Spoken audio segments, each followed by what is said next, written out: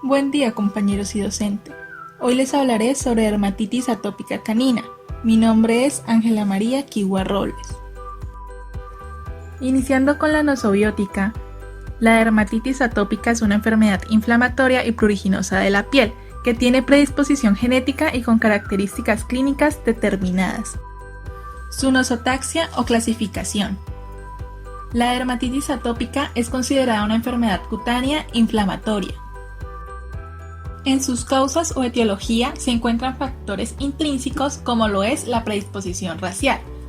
Esta consiste en la importancia de los factores genéticos. Un ejemplo son los perros Beagle, donde hay una gran predisposición hereditaria, donde se encuentra unido a un gen autosómico recesivo y esto va a dar lugar a una elevada producción de inmunoglobulina E. Asimismo se encuentran otras razas como lo es el Schnauzer, el Labrador o el Golden Retriever. También tenemos el Boxer, el Dálmata, el Boston Terrier, el Bulldog inglés, entre otros. Por otro lado, las inmunoglobulinas E juegan un papel muy importante. Esto es por su interacción con los alergenos, porque pueden aumentar la respuesta inmunológica dado que se captura el antígeno por la epidermis y se acopla a las células de Langerhans. Esto desencadena la reacción inflamatoria combinándose con alérgenos en la superficie de los mastocitos y los basófilos. Además, en factores extrínsecos se consideran responsables de dermatitis atópica un gran número de alérgenos medioambientales. Entre ellos están los estacionales, cuando se trata de polen en gramíneas, también de herbáceas y posteriormente de árboles. Por el contrario, los no estacionales se consideran un grupo de ácaros del polvo, escamas, hongos, mohos e incluso telas o insectos distintos a las pulgas.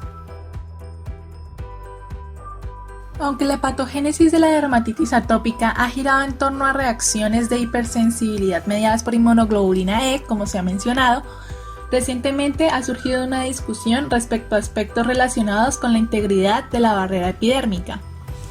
Por este motivo, como factor etiológico se considera que la dermatitis atópica sería una consecuencia de un funcionamiento defectuoso de la función de la barrera de la epidermis, dado que cuando ésta está alterada, puede ser más permeable para la entrada de factores externos que conllevan posteriormente a la respuesta de alergia.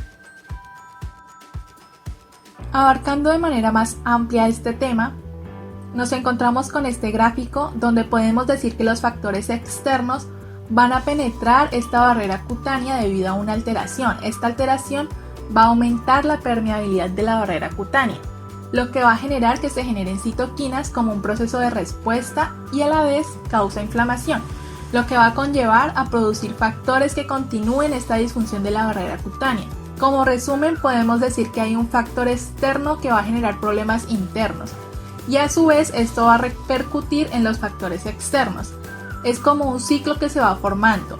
Por ejemplo, las interleucinas al producir la inflamación generan quimioatracción y también hiperplasia epidérmica. Entonces significa que la piel se va a engrosar, lo cual va a ser más complejo el tratamiento para los pacientes con dermatitis atópica. Otro ejemplo es la citoquina 31, que forma terminaciones nerviosas en pacientes crónicos de dermatitis atópica, lo que va a causar mayor sensibilidad al prurito. En conclusión, hay una serie de factores que se van alterando y que van de la mano unos con otros, lo cual va agravando el estado del animal. Para relacionar los conceptos anteriormente mencionados, tenemos este cuadro de factores genéticos. Por un lado nos explica el proceso de hiperreactividad de inmunoglobulina E y por otro los defectos en filagrina y en lípidos epidérmicos, es decir, los problemas o las alteraciones que se encuentran en la barrera epidérmica. Así que se va a dar una respuesta de hipersensibilidad frente a alérgenos ambientales y a su vez se va a encontrar un fallo en la barrera epidérmica que está alterada, lo que permite la penetración de estos alergenos. Los dos darán como resultado la reacción inflamatoria alérgica crónica en la piel. Continuando con la patocronia, que se refiere a la evolución, la dermatitis atópica es una enfermedad de perros jóvenes, porque en el 75% de los casos los signos clínicos aparecen entre el primer y el tercer año de la vida, y la enfermedad suele persistir durante toda la vida del animal. Sin embargo, en un porcentaje más pequeño, la enfermedad puede ser estacional y los signos clínicos aparecen únicamente 1 o 2 meses al año, generalmente en primavera o verano, que son condiciones climáticas que se prestan para desarrollar este cuadro clínico. Como la lesión primaria de la dermatitis atópica sería el eritema y podría también observarse la presencia de pápulas inflamatorias. Pero como consecuencia del prurito, del rascado y de la cronicidad pueden aparecer numerosas lesiones que van a complicar el proceso y a su vez dificultar el diagnóstico. En general, la dermatitis atópica favorece la evolución de infecciones estafilocócicas o por malacesia. Esto va a dar lugar en caninos a la foliculitis estafilocócica o el aumento de la flora de superficie, lo que va a contribuir al prurito y a la inflamación, además de que va a desencadenar infecciones bacterianas que van a mantener el cuadro clínico y la sintomatología de la dermatitis atópica canina. Y también van a dar lugar a la perpetuación de la reacción inmunológica del proceso alérgico. Las manifestaciones clínicas o la semibiótica puede ser muy variable según la severidad del proceso y de las complicaciones asociadas, y aunque sea la misma enfermedad, cada animal la manifiesta de manera diferente. Además de que en ello influyen tanto los factores genéticos como los ambientales. Aunque la dermatitis atópica podría considerarse como la enfermedad pruriginosa primaria por excelencia, existen otras muchas enfermedades que cursan con prurito y otros síntomas que también están presentes en esta patología. Por ejemplo, el prurito, el eritema, pápulas inflamatorias, hiperpigmentación, alopecia, liquenificación, otitis y pododermatitis. Por todo esto, el diagnóstico consiste en descartar las otras posibles causas del prurito. En estas imágenes se pueden observar la pododermatitis, que aparece en un gran porcentaje de los casos de dermatitis atópica, aunque también son altamente frecuentes en el curso de dermatitis alérgicas que son inducidas por alimentos.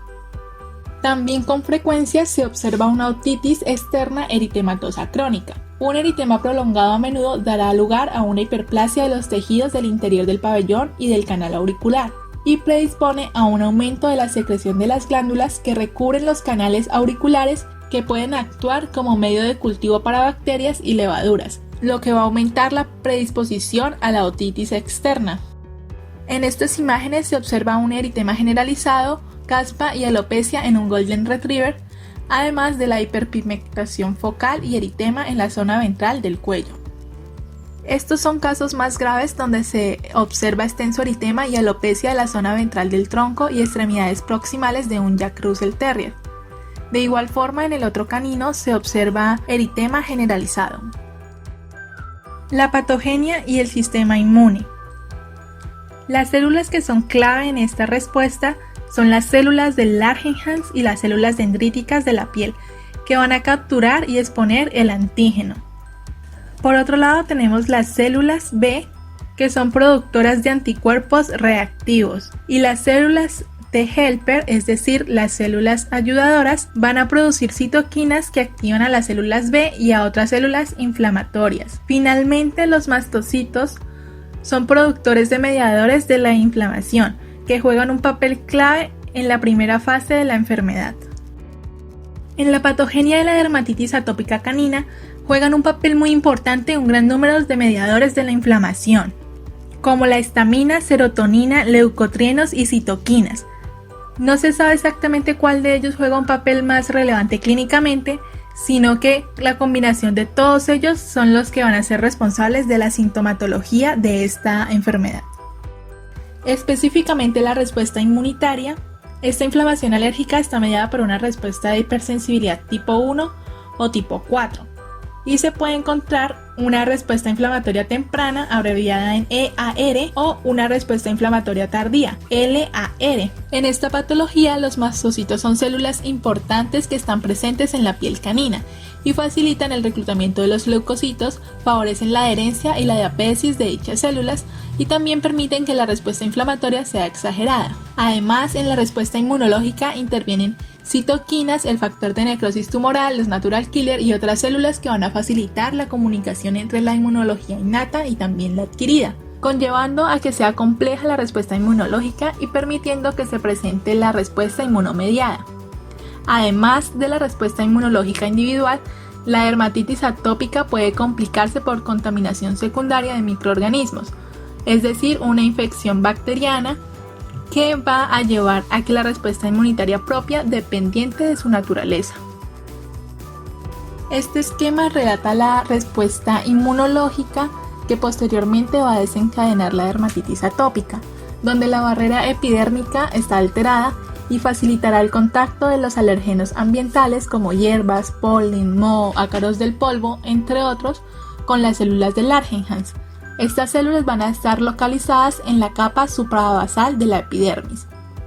Inicialmente van a capturar el antígeno a través de la inmunoglobulina E, que es alérgeno específica, para luego migrar hacia la dermis y los ganglios linfáticos regionales. También cumple una función de presentadora de antígeno. Los otros productos microbianos y los mediadores inflamatorios derivados de las células inmunes van a activar a los queratinocitos, que a su vez van a liberar más quimioquinas y citoquinas. Y los mastocitos dérmicos recubiertos de inmunoglobulina E van a liberar histamina, proteasas, quimioquinas y citoquinas, luego de hacer contacto con los alergenos. Se produce entonces un flujo de granulocitos, células como neutrófilos y eosinófilos, además de linfocitos T alergeno específicos y células dendríticas dérmicas. Los eosinófilos van a romper sus gránulos y liberar proteínas que ocasionan daño dérmico y epidérmico. Los linfocitos T helper tipo 2, es decir, los ayudadores, van a liberar citoquinas que promueven la síntesis de inmunoglobulina E y la supervivencia de los eosinófilos. Los microorganismos, el trauma autoinfligido como el rascado y los neuromediadores van a contribuir a la persistencia de inflamación en las lesiones crónicas, lo que conlleva a que exista un ciclo continuo de la liberación de quimioquinas y llevar a la activación de leucocitos y a la liberación de mediadores de la inflamación adicionales. Y esta capacidad para reducir los mecanismos proinflamatorios va a ocasionar la inflamación cutánea crónica. Como conclusión, la dermatitis atópica canina es una patología común y de gran importancia en la veterinaria debido a su naturaleza crónica. Y actualmente se siguen llevando a cabo varias investigaciones que en un futuro van a ofrecer herramientas más amplias para poder comprender esta enfermedad y permitir generar una mejor calidad de vida para los pacientes atópicos. Este trabajo va dirigido para la materia de patología e inmunología. Eso es todo por este video. Muchas gracias por su atención.